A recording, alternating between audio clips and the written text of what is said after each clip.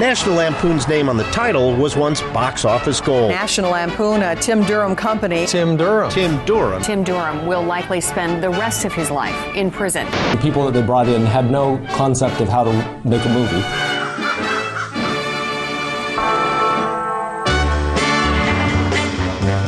In 1970, a group of Harvard undergrads got together and started their own humor magazine called the National Lampoon. It was standard frat boy jokes about boobs and culture and boob culture. The thing is, it was kind of good, or at least good enough. After 5 years, they started making some decent money off of it, so they decided to make a movie. National Lampoon's Disco Beaver from Outer Space.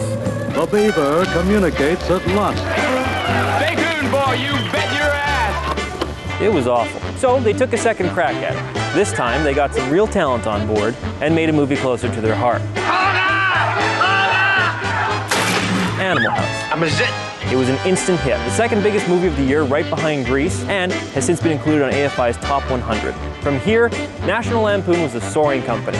They followed up Animal House with Class Reunion and produced the much-beloved Chevy Chase Vacation series. The name National Lampoon alone was enough to draw an audience. However, while the frat boys knew their way around a fart joke, oh, somebody stepping a duck? They were much less competent with business. And despite the major success of the movies, the rest of the company's assets were dragging them down. So in 1990, they sold the company and the brand name to Jim Jamiro and his J2 Productions. Mass distribution systems. Things just weren't the same with Jamiro. He was the head of Disney Home Video, and the thought was he would take National Lampoon to new heights. But he just couldn't recapture that frat boy charm.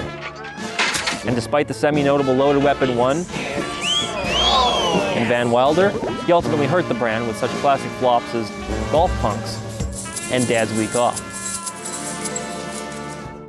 In 2002, the company was sold again. First to a guy named Dan Laken. Laken is now in prison. But that didn't go so well. Then to a guy named Tim Durham. Tim Durham will likely spend the rest of his life in prison. But that also didn't go so well. Even without the criminal activity, these guys were horrible. They licensed the name to anyone that was willing to pay, and everything they made was just god-awful. Back it up! National Lampoon became code word for lowbrow, low-grade humor, promising a slight chance of nudity. You knew this because the posters were usually looking through sexy legs. Today, the company's a mess.